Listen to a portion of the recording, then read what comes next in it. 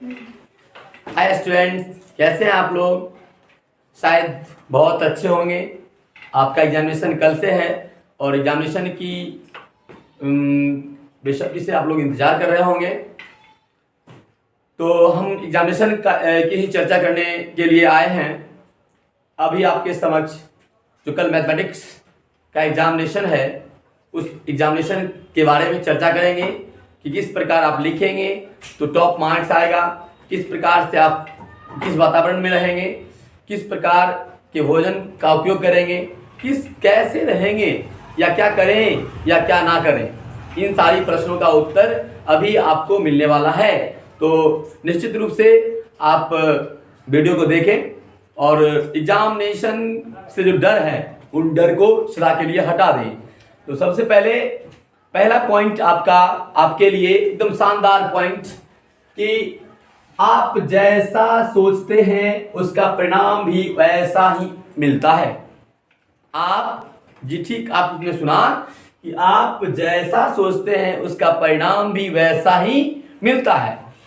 मतलब अगर आप पॉजिटिव सोचते हैं तो पॉजिटिव परिणाम मिलेगा, निगेटिव सोचते हैं तो निगेटिव परिणाम मिलेगा।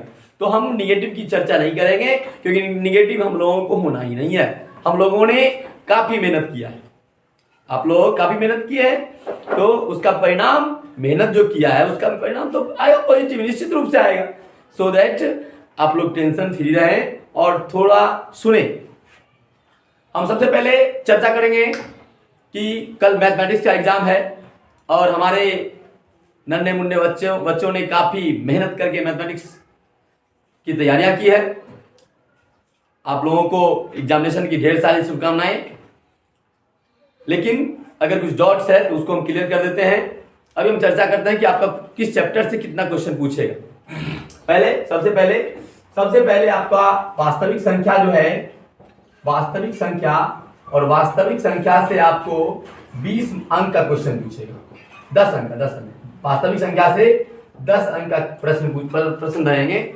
वास्तविक संख्या से 10 अंक का प्रश्न रहेंगे। और इसके बाद आपका जो बहुपद है, जिसमें आपका आता है एक चर वाले रैखिक समीकरण, है ना, एक चर वाले रैखिक समीकरण और द्विघात, है ना, एक चर वाले रैखिक समीकरण, द्विघात इसमें आएगा। और इसके साथ ही आपका आ जाएगा समांतर श्रेणी आ जाएगा, समांतर श्रेणी आ जाएगा। और इसके साथ आ जाएगा निर्देशांक ज्यामिति, निर्देशांक ज्यामिति। ये बहुपद है, आपको मिल जाएगा कितना नंबर? इससे आएगा 20 मार्क्स, आपको मिलेंगे टोटल 20 मार्क्स। और जस्ट इसके बाद आप आगे बढ़ेंगे तो आपको जो ज्यामिति है जिसमें आपको त्रिभुज आएंगे, आपको वृत्त आएंगे, हाँ, और रचना आएगी। ये तीनों चैप्टर मिला करके आपको मिलते हैं 20 अंक। तीनों चैप्टर मिलाकर मिलते हैं आपको 20 अंक। फिर आगे हम चर्चा करते हैं तो आ जाता है वृत्त संबंधित, वृत्त या वृत्त का क्षेत्रफल, क्षेत्रमिति कह सकते हैं, क्षेत्रमिति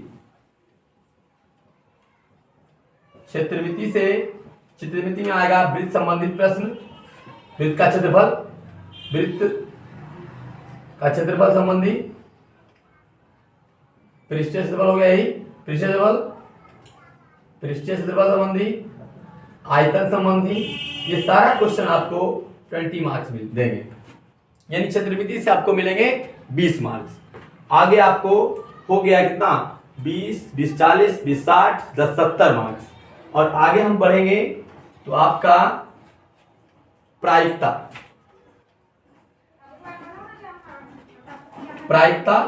और सांख्यिकी,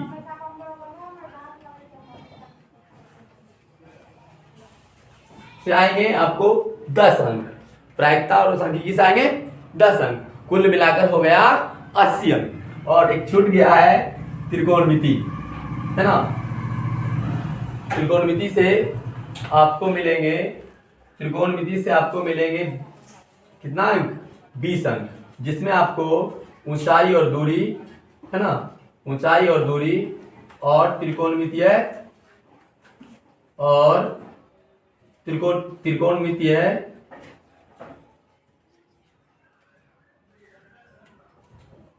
तदात्म्य, ये सारा चैप्टर से है। त्रिकोणमिति से आएगा आपको 20 अंक।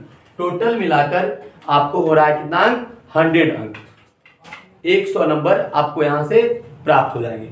और ये आप लोगों ने इसका फंडा समझ गया कि किस चैप्टर से कितना अंक का क्वेश्चन रहता है। आगे बढ़ते हैं फिर से हम और चर्चा करेंगे प्रश्न संख्या आपका, प्रश्न किस प्रकार का रहेगा, प्रश्न कितने खंडों में रहेगा, कैसा रहेगा, इस पर हम चर्चा करते हैं। जैसे अब हम कुल होगा 100 अंकों का एग्जामिनेशन, कुल होगा, फुल मार्क्स होगा आपका 100 अंक का। 100 अंक का होगा। ये 100 अंक के जो 100 अंक के जो प्रश्न रहेंगे या 2 खंडों में विभाजित होंगे। हाँ, इसका 2 खंडों में विभाजित रहेंगे। पहला खंड होगा, प्रथम खंड में होगा, है ना, खंडों की संख्या 2, कुल हो जाएगा आपका कितना? खंडों की संख्या हो जाएगा 2, जिसमें आपको खंड अ में आएगा, वस्तुनिष्ठ प्रश्न, है ना, जिसमें आपको 50 प्रश्न रहेंगे, जो कुल 50 अंकों का होगा। हम चर्चा आगे फिर करेंगे इस पर। 50 प्रश्न रहेंगे, 100 प्रश्न रहेंगे जो 50 अंकों का होगा। 100 प्रश्न रहेंगे जो 50 प्रश्नों का रहेगा। आपको 100 प्रश्न में आपको 50 प्रश्न जो आपको आ रहे हैं अच्छे से उसी को जवाब देना है।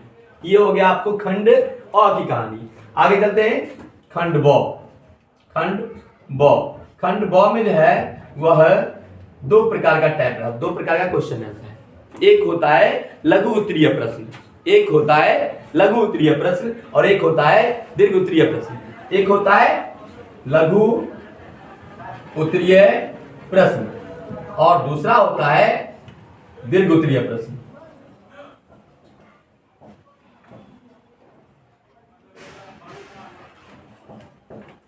ये लघु उत्तरीय प्रश्न पर हम चर्चा करेंगे। लघु उत्तरीय प्रश्न पर इसमें कुल टोटल प्रश्न देंगे आपको, परीक्षा में रहेंगे 30 प्रश्न रहेंगे और 30 प्रश्न जो होंगे इसमें जवाब देने हैं मात्र 15 प्रश्नों का जवाब देना है। जवाब कितने प्रश्नों का देना है?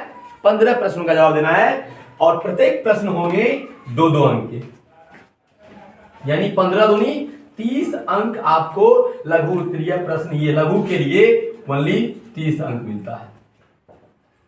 अब बच गया दीर्घ उत्तरीय, इस पर भी हम चर्चा कर लेते हैं। दीर्घ उत्तरीय प्रश्न पर चर्चा कर लेते हैं। दीर्घ उत्तरीय प्रश्न आपको 4 प्रश्नों का जवाब देना है, जबकि परीक्षा मिलेंगे 8 प्रश्न। 8 प्रश्न मिलेंगे, वहां पर मिलेंगे, जवाब देने हैं मात्र इसमें 4 प्रश्नों का जवाब देना है। 4 प्रश्नों को हल करना है, यानी आप लोगों ने अभी तक क्वेश्चन का, प्रश्न पत्र का जो है वह किस प्रकार से रहेगा प्रश्न पत्र, ये आप लोगों ने जाना।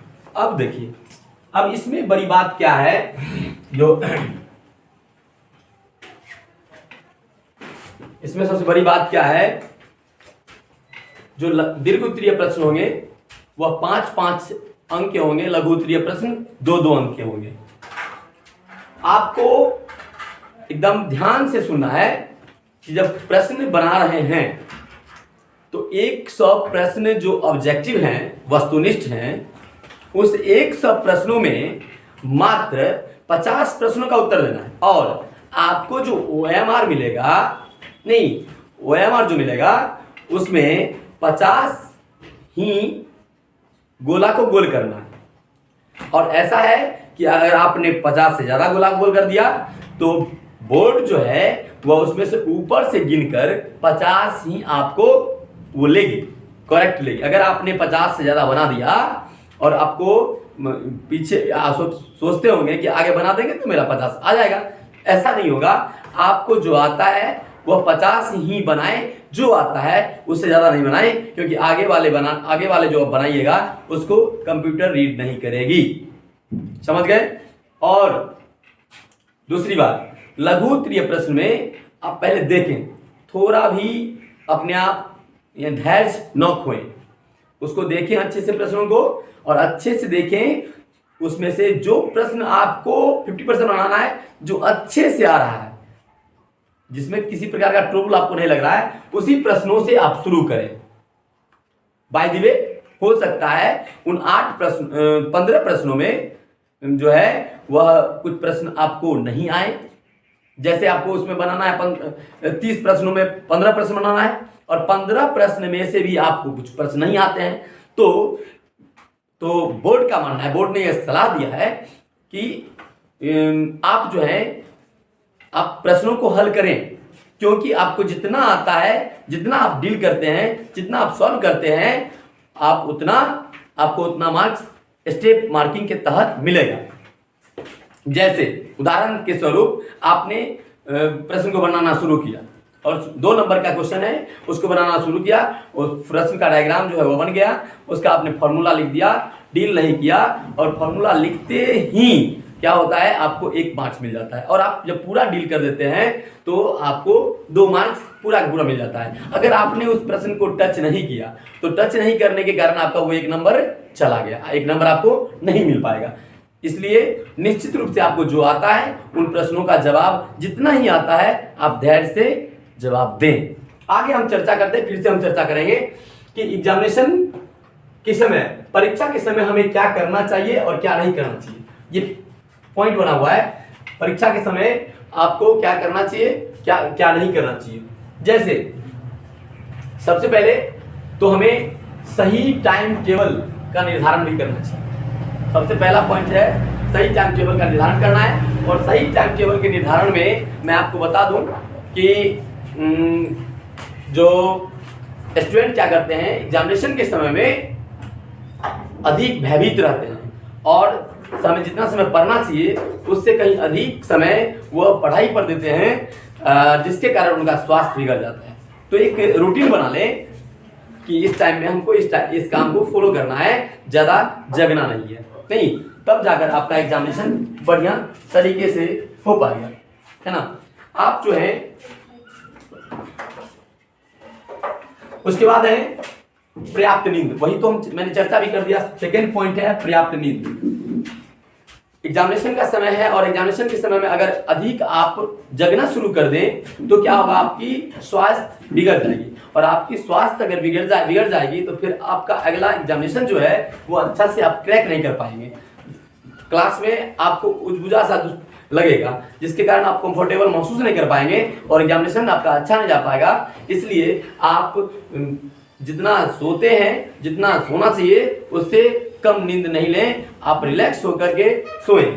फिर है अगला पॉइंट खान पान। हाँ, ये तो बड़ी बात है, खान पान पर आप निश्चित रूप से ध्यान दें। ये क्या होता है, आप जो है स्टूडेंट देखते हैं कि कुछ एक्स्ट्रा जैसे मिलता है खाना पीना, मसालेदार भोजन, तो लोग करने के लिए व्याकुल हो जाते हैं, अच्छा लगता है, थोड़ा चटर पटर रहता है, लोग करना शुरू कर देता है। लेकिन हमें जो है वह खान पान पर विशेष ध्यान देना चाहिए, हमें ड्राई फ्रूट का प्रयोग करना चाहिए, हमें जो है जो जनरल भोजन हम घर पे करते हैं एकदम सादे भोजन का प्रयोग करना चाहिए। ये हो गया आपको, है ना। इसी में अब पहनावा के बारे में भी चर्चा कर देते हैं। जैसे बच्चे जो है एग्जामिनेशन स्टार्ट होती है तो बच्चे क्या करते हैं, न्यू ड्रेस बनवाते हैं और न्यू ड्रेस पहनकर एग्जामिनेशन में जाते हैं। वो बिल्कुल नहीं करनी चाहिए। क्यों नहीं करनी चाहिए?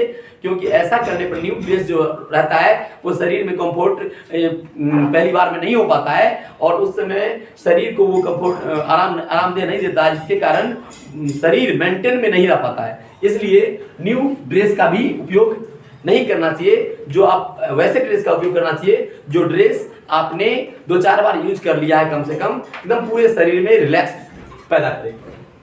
उसके बाद आप जो सुबह में व्यायाम करते हैं, थोड़ा जो शरीर के लिए लाभदायक होता है, वो तो निश्चित रूप से करते रहिए, कोई दिक्कत नहीं है। आपको जिस प्रकार से आप व्यवस्था कर रहे हैं, नहीं व्यायाम कर रहे हैं, नित्य क्रिया कर रहे हैं, एकदम उसी प्रकार से आप चलें। उसके बाद रिलैक्स होने के लिए आप मनोरंजन करना भी नहीं छोड़े। और ऐसा नहीं है कि मनोरंजन करना नहीं छोड़े तो मतलब ज़्यादा का समय मनोरंजन में ही बिता दें, ऐसा नहीं करना है। आपको अपने दोस्तों के साथ 10-20 मिनट, आधा घंटा जो है वो बैठकर अपने रिलैक्स मूड में जैसे बात करते हैं, जिससे क्या लगे जो हम एकदम रिलैक्स फील करें, मनोरंजन करना चाहिए, निश्चित रूप से करना चाहिए, तब जा करके और हमारा जो है शरीर मेंटेन में रहेगा, हम कभी उबाऊपन महसूस नहीं करेंगे। नहीं, उसके बाद क्या ना करें पर चर्चा हम करते हैं। क्या ना करने में पहले पॉइंट है न्यू पेन का यूज न करें। अब क्या होता है, न्यू पेन का यूज क्यों सलाह दी जा रही है नहीं करें? क्या होता है, जो एग्जामिनेशन के समय में हम लिखने जब लगते हैं तो नया पेन जो है ठीक से चल नहीं पाती है, और ठीक से चल नहीं पाती है, जिसके कारण उबाऊपन हमें महसूस होने लगता है। तो ऐसे पेन का हम यूज करना चाहिए, जो पेन हम कुछ यूज कर चुके हैं, थोड़ा मोड़ा यूज कर चुके हैं, वो ऐसे पेन का हमें यूज करना चाहिए। जस्ट लाइक आप 4-5 पेन रखिए, कम से कम 4 पेन रखिए, कोई दिक्कत नहीं है, आपको किसी का आसरा नहीं देखना पड़ेगा। 4 पेन रखे और थोड़ा थोड़ा यूज किया हुआ पेन रखे। उसके बाद है, अब मैंने तो इसका चर्चा कर ही दिया, न्यू डेज का यूज ना करें, क्यों ना करें, चर्चा कर दिया, आप समझ गए होंगे।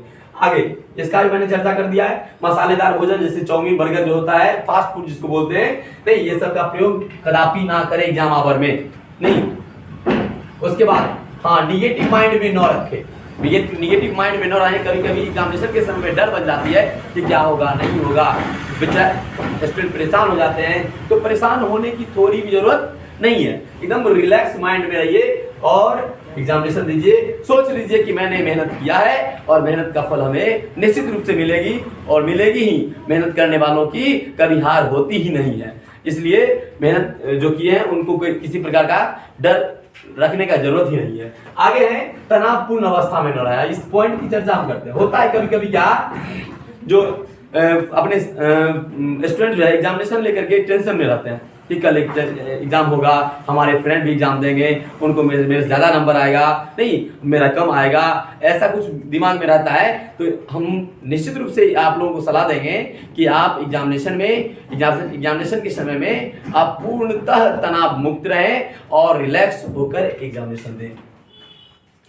और एग्जाम अच्छा जाने का कुछ टिप्स हैं जिसको आप देखें, मैंने कुछ चर्चा कर ही दिया है। सबसे पहले आपके पास जो है वह पेन की संख्या 4 कर लीजिए, क्योंकि अगर 4 रहेंगे तो जरूरत पड़ने पर आप अपने दोस्तों को भी मदद कर सकते हैं, नहीं वैसे आप अपने लिए कंफर्ट है। उसके बाद एग्जामिनेशन में हैंडराइटिंग बहुत मायने रखता है। हैंडराइटिंग जो है, हैंडराइटिंग स्किल काफी मायने रखता है, और आप जब अच्छे हैंडराइटिंग में लिखते हैं तो आपका एग्जामिनेशन अच्छा जाता है, और कॉपी जो चेक करने वाले होते हैं वो नंबर देने में कोताही नहीं करते। हाँ, एक और बात, राइटिंग जब लिखते हैं तो मेन पॉइंट को अंडरलाइन निश्चित रूप से करें। Pen only black and blue use करें, इसके अलावा दूसरा पेन यूज ना करें। अब हम चर्चा करते हैं, क्वेश्चन पेपर को ठीक से पढ़ना चाहिए। हाँ, बच्चे क्या करते हैं, तो जब क्वेश्चन मिलता है तो अधिकतर स्टूडेंट क्या करते हैं, जो क्वेश्चन पढ़ते नहीं है, क्वेश्चन पेपर का निर्देश नहीं पढ़ते हैं और डायरेक्ट क्वेश्चन जो है बनाने लगते हैं। तो सबसे पहले क्वेश्चन पेपर का जो निर्देश रहता है उस निर्देश को अच्छा से पढ़े। 15 मिनट आपको टाइम मिलता है, उस टाइम को बिल्कुल यूज करें अच्छे से, आपका एग्जामिनेशन बहुत बेहतरीन जाएगा। उसके बाद ऐसा नहीं कि आप कह रहा है कुछ और कर रहे हैं कुछ, जैसा कि मैंने बता दिया 30 प्रश्नों का प्रश्न रहता है, उसमें से 15 प्रश्न बनाने हैं, 8 प्रश्न रहते हैं उसमें से 4 प्रश्न बनाने हैं, ये सब आपको निर्देश में दिया रहता है। अगर आपने नहीं पढ़ा और डायरेक्ट लाइन बाय लाइन बनाते गया तो 30 का 30 बना दिया, पता चला समय खत्म हो गया। नहीं, तो ऐसा नहीं करना है। आपको 15 मिनट का टाइम जो मिलता है, प्रयास करें 15 मिनट में दिशा निर्देश निश्चित रूप से पढ़ें, है ना। कोशिश करें कि सभी प्रश्नों का आंसर अपने शब्दों में। सबसे बड़ी पॉइंट है टॉप करने के लिए, एकदम बिल्कुल बेहतरीन पॉइंट है कि बिल्कुल कोशिश करें, पूर्णतः प्रयास करें कि आपका जो है वह आंसर वह खुद के शब्दों में हो। क्योंकि ऐसा करने से क्या होगा, जो आप जब टॉप लिस्ट में आते हैं तो आपकी कॉपी को चेक किया जाता है, 2 4 10 टीम बैठती है और टीम उस कॉपी को देखती है, जांचती है। अगर आपका अपना भाषा रहता है तो कॉपी को कोई काट नहीं सकता है। अगर लगता है नहीं कहीं किताब से लिखा हुआ है तो उस किताबी भाषा दे करके उसके मार्क्स को कम कर दिया जाता है, या नहीं दिया जाता, कम दिया जाता है, कम दिया जाता है, नहीं का सवाल नहीं है, कम दिया जाता है। और प्रयास करें आप अपनी मेंटलिटी से, अपने दिमाग से, अपनी भाषा में आंसर दें। उसके बाद जितनी आवश्यकता हो उतनी ही शब्दों में जवाब दें। बहुत बेहतरीन पॉइंट है। आप हमेशा प्रयास करें कि आप जितनी जो है शब्दों में आंसर देना है उतना ही शब्दों में आंसर दें। नहीं तो ऐसा नहीं करने पर क्या होगा, अब 2 नंबर का क्वेश्चन हम लिख रहे हैं, दीर्घ उत्तरीय प्रश्न जैसे भर रहे हैं पूरा पेज, हमको लग रहा है कि ज्यादा लिख देंगे तो ज्यादा नंबर मिलेगा। ऐसा कदापि नहीं है। आप जो है जितना मार्क का क्वेश्चन आता है, जितने शब्दों में कह रहा जवाब देने के लिए उतने ही शब्दों में जवाब दें। उसके बाद है कि कॉपी, हाँ बहुत बड़ा पॉइंट है ये, कॉपी पर कहीं भी कट फट न करें। कॉपी पर जो लिखते हैं वो कहीं पर भी कटिंग का निशान नहीं बनना चाहिए। पूर्णतः प्रयास करें वो, क्योंकि वो अगर उस पर कटपट होगा तो आपका जो है आपको उस कॉपी के काटने फटने के कारण मार्क्स नहीं बढ़िया मिलेगा। उस कॉपी को छेड़छाड़ नहीं करें। कॉपी में जितना काम आपको बोला जा रहा है उस कॉपी पर उतना ही काम करें। हाँ, व्हाइटनर का यूज कदापि नहीं करें। किसी भी परिस्थिति में आपको व्हाइटनर का यूज करना ही नहीं है। शुरू में ही आश्वस्त हो लें कि हम क्या लिखेंगे, कैसे लिखेंगे, जो हमको दोबारा लिखना नहीं पड़ेगा। एकदम स्लो, जहां दिक्कत हो वहां पर इन्विजिलेटर हो, उनसे पूछ लें कि हम यहाँ पर नहीं समझ रहे हैं, हमको बताएं। समझ गए? आगे बढ़ते हैं। फिर है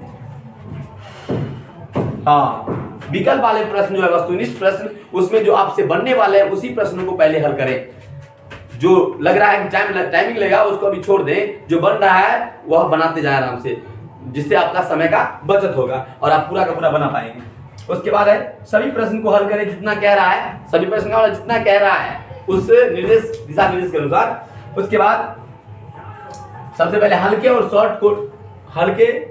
शॉर्ट को लिखना चाहिए। हाँ, जब क्वेश्चन बना रहे हैं, क्वेश्चन बनाने में हमें हमेशा प्रयास करना चाहिए कि हम वैसे प्रश्न को पहले लिखें जो एकदम इजी वे में हम इसका जवाब दे सकते हैं, हल्का हो और शॉर्ट तरीके से हम जवाब दे सकते हैं, वैसे प्रश्न को पहले लिखना चाहिए। आगे फिर हम चर्चा करेंगे